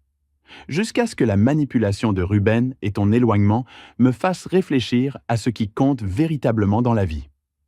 J'ai sorti mon téléphone et ouvert un dossier de photos. J'ai commencé à les faire défiler une par une, les montrant d'abord aux personnes les plus proches. Voici Comedores Dignos, ai-je annoncé. Un programme social qui opère actuellement dans 8 villes espagnoles. Madrid, Barcelone, Valence, Séville, Bilbao, Saragosse, Malaga et Murcie. Chaque cantine offre des repas gratuits de haute qualité, préparés par des chefs professionnels, servis avec dignité et respect aux personnes en situation de vulnérabilité. Le silence était total. J'ai fait circuler le téléphone et les images ont commencé à passer de main en main dans la foule. Des photos de cantines magnifiques, propres, dignes. Rien de ces installations déprimantes ou des centres caritatifs traditionnels. C'étaient des espaces qui ressemblaient à de vrais restaurants. Chaque cantine a une capacité de 200 repas par jour, ai-je poursuivi. Petit déjeuner, déjeuner et dîner. Nous ne demandons aucune pièce d'identité. Nous ne posons aucune question. Nous n'humilions personne. Nous servons simplement de la bonne nourriture à qui en a besoin. L'étudiante, qui avait tout filmé, a laissé échapper un sanglot. C'est magnifique. J'ai dépensé 420 000 € au cours des 10 derniers mois pour mettre en place ces cantines, ai-je révélé. Location de locaux, équipement des cuisines, recrutement du personnel, achat d'ingrédients. 23% de nos bénéfices d'entreprise consacrés à rendre à la communauté ce que la communauté m'a donné. Martha me dévisageait, les yeux écarquillés. C'est pour ça que tu étais habillée comme ça aujourd'hui. Tu ne venais pas de l'hôpital. Je venais bien de l'hôpital où se trouve ma mère, oui. Mais avant cela, j'avais passé tout l'après-midi à inaugurer notre 8e cantine dans le quartier de Tetuan, ici à Madrid, ai-je expliqué. J'ai cuisiné aux côtés des chefs, servi des plats, discuté avec les gens. C'est pour cela que je portais ces vêtements simples et confortables. C'est pour cela que je sentais la cuisine. C'est pour cela que j'avais l'air fatigué. Pablo, le sous-chef, a parlé avec émotion. Don Javier, j'ai entendu des rumeurs sur ces cantines. Mon cousin est allé dans l'une d'elles à Barcelone. Il a dit que c'était l'endroit le plus digne où il avait mangé depuis des années, qu'on les traitait comme des personnes, pas comme de la charité. C'est exactement le but, ai-je affirmé. La dignité. La même dignité que Ruben m'a refusée ce soir. La dignité que chaque être humain mérite, quelle que soit sa situation économique. Christina avait les larmes aux yeux. Javier, c'est incroyable. Pourquoi ne m'as-tu jamais donné les détails ? Parce que j'avais besoin de le faire seul, ai-je répondu, honnêtement. J'avais besoin de me prouver à moi-même que j'étais capable de créer quelque chose purement tourné vers le service, pas vers le profit. Quelque chose dont mon père aurait été fier. Ernesto a souri. Les autres documents que j'ai mentionnés tout à l'heure sont les statuts officiels de la Fondation Comedores Dignos. Javier m'a demandé de les rédiger il y a 3 mois. La fondation sera officiellement enregistrée la semaine prochaine. J'ai regardé Ruben en face. Tu vois, pendant que tu manigançais pour me voler, manipuler ma fille et t'emparer de mon entreprise. Moi, je bâtissais quelque chose qui a véritablement de l'importance. Pendant que tu te focalisais sur les apparences et l'argent, je me souvenais des leçons de mon père sur l'humilité et le service. Ruben n'avait aucune réponse. Pour la première fois de toute la soirée, il avait l'air sincèrement honteux. Les vêtements que je porte aujourd'hui, ai-je poursuivi, sont les mêmes que ceux que je mets quand je travaille dans les cantines. Un pantalon confortable, une chemise simple, des baskets usées. Parce que lorsque je sers de la nourriture à des gens qui en ont vraiment besoin, peu importe que je sois millionnaire ou menuisier, seul compte le service, le lien humain, la dignité partagée. La psychologue de la foule a parlé d'une voix émue. Monsieur Moreno, c'est du leadership de service à l'état pur. Peu de gens dotés de tels moyens font une chose pareille. Il devrait y en avoir davantage, ai-je simplement répondu. Mon père m'a appris que lorsqu'on réussit, notre responsabilité est d'aider les autres à avoir des opportunités. Non pas en étalant sa richesse, mais en la partageant de manière à préserver la dignité de chacun. Martha s'est approchée lentement. Papa, je ne savais rien de tout ça. Tu ne m'as jamais raconté parce que tu étais trop occupé à t'éloigner de moi sous l'influence de Ruben, ai-je dit sans cruauté en énonçant simplement un fait. Pendant ces 10 derniers mois, tandis que je construisais ces cantines, tu as annulé 14 invitations à déjeuner ensemble. Si tu avais accepté n'importe laquelle d'entre elles, je t'aurais montré le projet. Je t'aurais invité à y participer. Les larmes de Martha coulaient sans contrôle. J'ai gaspillé tellement de temps, tellement. Le temps ne se rattrape pas, ai-je affirmé. On ne peut qu'en tirer des leçons et mieux utiliser celui qui reste. Ernesto a ouvert sa mallette et sorti un autre ensemble de documents. Javier, tu es sûr de vouloir faire ça maintenant? On peut attendre? Non, l'ai-je interrompu fermement. C'est le moment parfait. Tout le monde est là. Tous sont témoins. Il est temps de révéler l'intégralité du plan. Christina m'a regardé avec inquiétude. Javier, tu me fais peur. Qu'y a-t-il d'autre? J'ai pris une profonde inspiration. C'était la plus grande décision de ma vie. Celle que j'avais méditée durant des mois de nuits blanches, de réflexions profondes, de questionnements sur ce qui compte véritablement. Christina, tu as été mon associée et ma meilleure amie pendant 36 ans, ai-je commencé. Nous avons bâti cet empire ensemble depuis ce petit bar de Valladolid. Tu as été loyale, honnête, travailleuse. Tu mérites plus que ce que je t'ai offert. Javier, j'ai bien assez, a-t-elle protesté. Je n'ai pas besoin de... Je veux te vendre ma participation de 87% dans Restaurants Casa Moreno, ai-je annoncé distinctement. Le silence a été assourdissant. Martha a eu le souffle coupé. Alberto a lâché son téléphone. Même la foule rassemblée a semblé retenir collectivement sa respiration. Quoi? Christina a blêmi. Javier, tu ne peux pas être sérieux. Cette entreprise, c'est ta vie. Tu l'as bâtie à partir de rien. C'est précisément pour cela que je peux la laisser partir. Ai-je répondu calmement. Parce que j'ai construit quelque chose de solide, quelque chose qui peut continuer sans moi. Quelque chose qui, franchement, n'a plus besoin de ma présence quotidienne. Ernesto a présenté les documents. Le contrat de vente est ici. Évaluation actualisée de l'entreprise. 4 300 000 €. La participation de 87% de Don Javier équivaut à 3 740 000 et 1 000 €. Mais il propose de la vendre pour 2 800 000 €. C'est presque 1 million d'euros en dessous de la valeur réelle, a rapidement calculé Christina. Javier, c'est de la folie sur le plan financier. C'est un cadeau pour 36 années d'amitié et de loyauté, ai-je rectifié. C'est la reconnaissance que sans toi, je ne serais jamais arrivé là où j'en suis. C'est de la justice, Christina. Tu mérites d'être la propriétaire majoritaire de quelque chose que tu as contribué à construire autant que moi. Les larmes ruisselaient sur les joues de Christina. Je ne peux pas accepter. C'est trop. Ta famille... Ma famille vient de démontrer qu'elle n'accorde aucune valeur à ce que j'ai construit, ai-je dit en regardant brièvement Martha, qui sanglotait en silence. Martha doit trouver son propre chemin. Et moi, je dois trouver le mien, un chemin différent de celui que j'ai emprunté ces 40 dernières années. Différent comment? A demandé Alberto, perplexe. Je quitte Madrid, ai-je annoncé. En janvier, dans 2 mois, je m'installe à San Sebastian. J'ai acheté un petit terrain près de la plage. Je vais construire quelque chose de complètement nouveau. Martha s'est levée brusquement. Tu pars? Tu m'abandonnes? Je ne t'abandonne pas, ai-je répondu patiemment. Je te lâche. Ce n'est pas la même chose. Tu as besoin de bâtir ta vie indépendamment de moi. Et moi, j'ai besoin de vivre mes dernières années en faisant quelque chose qui comble véritablement mon âme.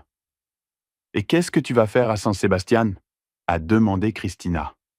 J'ai souri, et cette fois, c'était un sourire empli d'un espoir sincère. Je vais ouvrir une école, l'Escuela Moreno de gastronomie sociale, entièrement gratuite pour les jeunes issus de familles modestes qui rêvent d'apprendre le métier de chef professionnel. Pablo, le sous-chef, s'est exclamé avec enthousiasme: « C'est incroyable, don Javier !» L'école accueillera 24 étudiants par an, ai-je poursuivi. Nous leur enseignerons non seulement les techniques culinaires, mais aussi des valeurs, l'humilité, le service, la dignité, le travail honnête, tout ce que mon père m'a transmis et que j'ai cherché à faire vivre dans mes affaires. Et l'argent de la vente? A demandé Ernesto. 2 800 000 euros, c'est une somme considérable. 1 500 000 euros iront à la fondation Comedores Dignos, ai-je expliqué. Cet argent assurera son fonctionnement pendant les 10 prochaines années sans dépendre de dons extérieurs. 1 million d'euros sera destiné à la construction et à l'équipement de l'école à San Sebastian.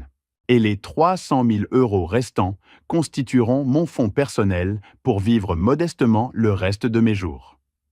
La psychologue de la foule a applaudi spontanément.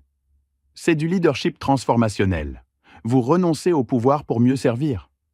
Je ne renonce à rien, ai-je corrigé. Je choisis quelque chose de mieux.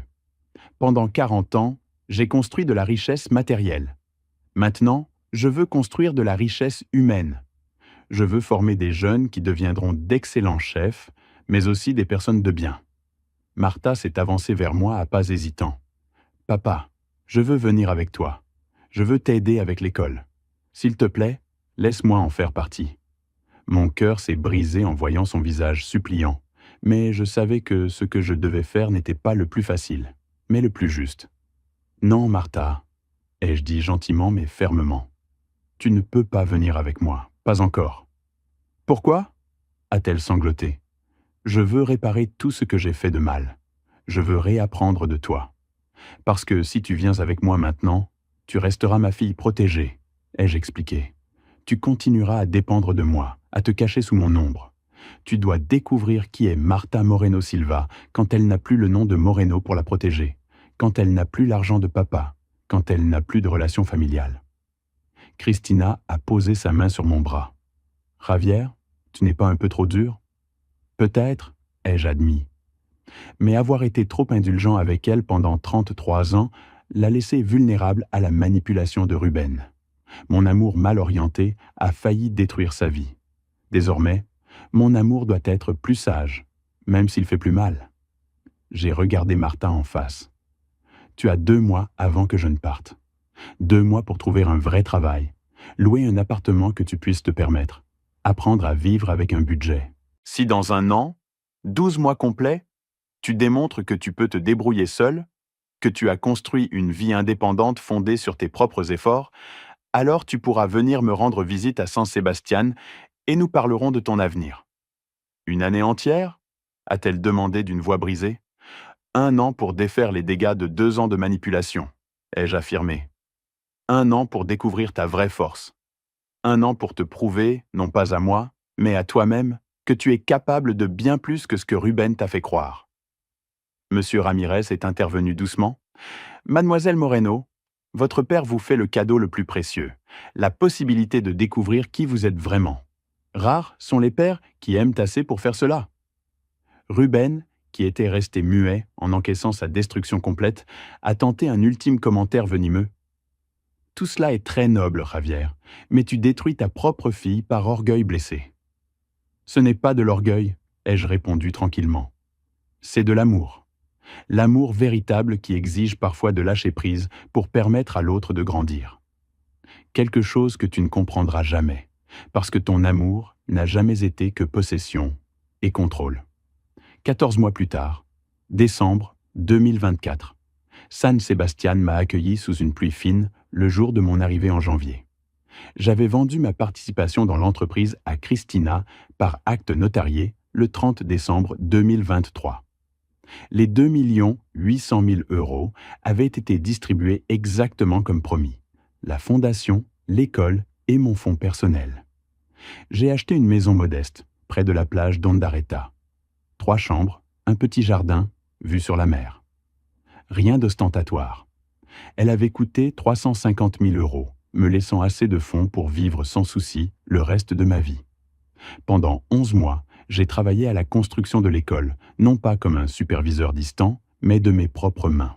J'ai engagé des architectes et des ouvriers, certes, mais j'étais là chaque jour, choisissant les carrelages, testant l'équipement de cuisine, concevant des espaces à la fois fonctionnels et beaux. J'ai recruté Elena Ortiz Medina comme directrice. Je la connaissais depuis 15 ans, depuis que je l'avais arrachée à un restaurant de Barcelone où on l'a discriminée parce qu'elle était une femme. À 61 ans désormais, c'était une chef reconnue et une pédagogue passionnée. Elle a accepté le poste sans hésiter. « Javier, m'a-t-elle dit quand je lui ai proposé le poste, c'est ce dont j'ai toujours rêvé. Enseigner à la prochaine génération non seulement la technique, mais aussi le cœur. » Nous avons reçu 237 candidatures pour les 24 places disponibles. Des jeunes de familles modestes venus de toute l'Espagne qui rêvaient de devenir chefs professionnels mais manquaient de ressources. Les critères de sélection ne reposaient pas uniquement sur le talent culinaire, mais aussi sur les valeurs. L'humilité, l'envie d'apprendre, le respect. Nous avons choisi avec soin des jeunes de 16 à 23 ans. Certains orphelins, d'autres issus de familles de travailleurs qui joignaient à peine les deux bouts. Tous avec du feu dans les yeux et une faim d'opportunité. L'école a ouvert ses portes le 2 décembre 2024. Un bel édifice de 2 étages avec 6 cuisines entièrement équipées, des salles de cours théoriques, une bibliothèque gastronomique et des dortoirs pour les étudiants venus d'autres villes. Le tout financé par la vente de ma part de l'entreprise. Le jour de l'inauguration, j'ai invité des personnes choisies. Christina est venue de Madrid avec Alberto. Pablo, le sous-chef, était également présent. La psychologue qui avait été dans la foule cette nuit-là, il y a 14 mois, à Chambéry, m'avait contacté des mois plus tard et nous avions développé une amitié. Elle a proposé des services de soutien psychologique gratuits pour les étudiants. Ma mère Rosa, à présent remise de son opération de la hanche, était assise au premier rang dans son fauteuil roulant, pleurant de fierté. À 90 ans, elle voyait enfin son fils accomplir l'héritage que mon père Antonio avait rêvé. Aider les autres à obtenir les chances qu'ils n'avaient jamais eues. Mais il y a eu une invitée inattendue. Quand j'ai vu Martha franchir la porte principale de l'école, je l'ai à peine reconnue. Ses cheveux étaient attachés en une simple queue de cheval. Elle portait un jean et une veste bon marché. Pas de maquillage excessif, pas de bijoux coûteux. Ses mains avaient l'air travaillées, avec de petites cicatrices et des ongles courts sans vernis. Elle s'est approchée timidement. Dans ses yeux, il y avait quelque chose de complètement différent. Une force authentique mêlée d'une humilité réelle. « Papa » a-t-elle dit simplement. « Martha » ai-je répondu, sentant ma gorge se serrer d'émotion. « J'ai tenu 1 an » a-t-elle annoncé d'une voix tremblante mais fière. « 1 an à travailler honnêtement. Je voulais te l'annoncer en personne. » Raconte-moi. Nous nous sommes assis sur un banc devant l'école, face à la mer Cantabrique. Elle a parlé pendant 1 heure d'affilée et j'ai écouté sans l'interrompre. Après cette nuit d'octobre 2023, Martha avait divorcé de Ruben en seulement 3 semaines. Procédure accélérée pour conduite frauduleuse documentée. Ruben avait tenté de contester, mais les 32 000 € de détournement plus toutes les preuves de manipulation psychologique l'avaient laissé sans défense. Il avait été condamné à rembourser l'argent et à effectuer 2 ans de travaux d'intérêt général. Martha avait emménagé dans un studio d'une chambre à Carabanchel, l'un des quartiers les plus abordables de Madrid. 400 € par mois de loyer, 30 mètres carrés. Mais c'était le sien, payé par son propre travail. Elle avait trouvé un emploi de serveuse dans un restaurant familial de Lavapié. Service de 18h à minuit, 6 jours par semaine. 1 300 € par mois plus les pourboires. Elle a appris à budgétiser chaque euro, à cuisiner chez elle, à prendre les transports en commun, à apprécier chaque centime gagné. Les premières semaines, j'ai pleuré chaque nuit, a-t-elle admis, les yeux embués. Mes pieds me faisaient horriblement mal. Les clients étaient parfois grossiers. Le travail était épuisant. J'ai voulu t'appeler 1000 fois, te supplier de me sauver. Pourquoi ne l'as-tu pas fait? Ai-je demandé. Parce que j'ai fini par comprendre ce que tu essayais de m'enseigner, a-t-elle répondu. Que la dignité vient de l'effort personnel. Que le respect se mérite, il ne se reçoit pas en cadeau. Que j'avais besoin de me prouver à moi-même que je pouvais survivre sans le nom de Moreno pour me protéger. Après 6 mois comme serveuse, elle avait été promue superviseur de service. 200 € de plus par mois. Peu, mais significatif. Elle avait commencé à épargner 50 € par mois au début, puis 100, de l'argent qui était véritablement le sien. J'ai rencontré des gens incroyables, a-t-elle poursuivi. Des collègues qui élevaient des familles avec moins que ce que je gagnais. Des clients qui partagèrent leurs histoires de combat. J'ai appris que le monde réel, celui que tu as toujours connu et que j'ignorais, est rempli de personnes dignes qui travaillent dur chaque jour. Elle a marqué une pause, contemplant l'océan. J'ai aussi repris la thérapie avec la docteure Vidal. 2 fois par semaine. Je la paie moi-même. 120 € par mois. C'était difficile financièrement, mais nécessaire sur le plan émotionnel. Elle m'a aidé à comprendre la manipulation de Ruben, à saisir comment j'avais perdu mon identité, à me reconstruire de zéro. Je suis fier de toi, ai-je dit simplement. Et les larmes ont enfin coulé sur mes joues aussi. Papa, je suis venu ici avec une question, a dit Martha en se tournant vers moi. Pas une supplication, une question sincère dont je respecterai la réponse, quelle qu'elle soit. Vas-y. Puis-je postuler pour une place dans ton école? A-t-elle demandé. Pas en tant que ta fille, pas comme un passe-droit, mais comme une étudiante ordinaire. Je veux apprendre la gastronomie professionnelle. Je veux construire une vraie carrière fondée sur mes compétences, pas sur des relations. Et je veux le faire ici, sous ta direction, mais à égalité avec les 23 autres étudiants. Mon cœur a débordé. C'était la fille que j'avais élevée, celle que j'avais perdue sous l'emprise de Ruben, celle qui était enfin revenue à elle-même. Les 24 places sont déjà pourvues, ai-je dit lentement. J'ai vu son visage se décomposer, mais elle s'est vite ressaisie. Je comprends. C'était audacieux de ma part. Mais, ai-je poursuivi, je peux ouvrir une place supplémentaire, la 25e, pour une étudiante qui a fait preuve d'une transformation extraordinaire, qui a appris l'humilité de la manière la plus difficile, qui mérite une seconde chance. Non parce qu'elle est ma fille, mais parce qu'elle a gagné ce droit. Martha s'est effondrée dans mes bras en pleurant. Et j'ai pleuré avec elle. Nous avons pleuré le temps perdu, les leçons douloureuses, la transformation difficile. Mais nous avons aussi pleuré de joie, d'espoir, d'un nouveau départ. Cet après-midi-là, lors de la cérémonie d'inauguration, j'ai présenté les 25 étudiants. Quand je suis arrivé à Martha, j'ai simplement dit « Voici Martha Silva. Elle a travaillé 1 an comme serveuse à Madrid. Elle vient ici pour apprendre la gastronomie en partant de zéro, comme vous tous. » Personne ne savait qu'elle était ma fille. Elena le savait, bien sûr, mais elle a gardé le secret. Martha serait traitée exactement comme les autres, sans privilèges, sans raccourcis, sans protection spéciale. Après la cérémonie, ma mère m'a serré dans ses bras en pleurant. « Antonio serait tellement fier », a-t-elle chuchoté. « Pas seulement pour l'école, pour la façon dont tu as aimé Martha suffisamment pour la laisser tomber, en sachant qu'elle se relèverait plus forte. » Ce soir-là, debout sur le balcon de ma maison, contemplant la mer, j'ai médité sur le voyage extraordinaire. Depuis ce bar de 25 mètres carrés à Valladolid jusqu'à une chaîne de 12 restaurants. Depuis la douleur de l'humiliation publique jusqu'à la joie de construire quelque chose de véritablement porteur de sens. Ruben avait tenté de me détruire par la honte. Mais cette honte s'est transformée en catalyseur de ma plus grande métamorphose. Elle m'a libéré de chaînes que j'ignorais porter.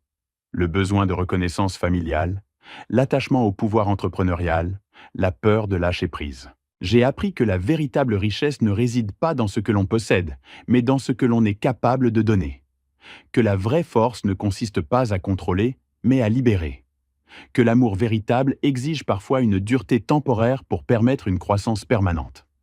Et j'ai appris qu'être sous-estimé, humilié publiquement par quelqu'un qui ne voit pas votre vraie valeur, peut s'avérer le plus beau cadeau déguisé, car cela vous oblige à vous demander: qui suis-je vraiment quand on retire toutes les couches d'apparence, de pouvoir et de richesse?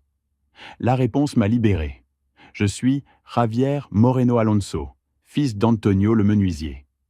Quelqu'un qui lave la vaisselle, sert des repas, transmet des valeurs.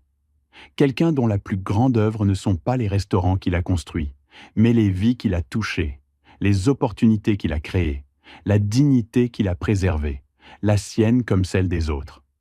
Et au bout du compte, c'est tout ce qui importe vraiment. Si cette histoire vous a plu, mettez un like sur la vidéo, abonnez-vous à la chaîne et partagez vos impressions en commentaire. Pour écouter la prochaine histoire, cliquez sur la vignette à gauche. Merci de nous avoir regardés.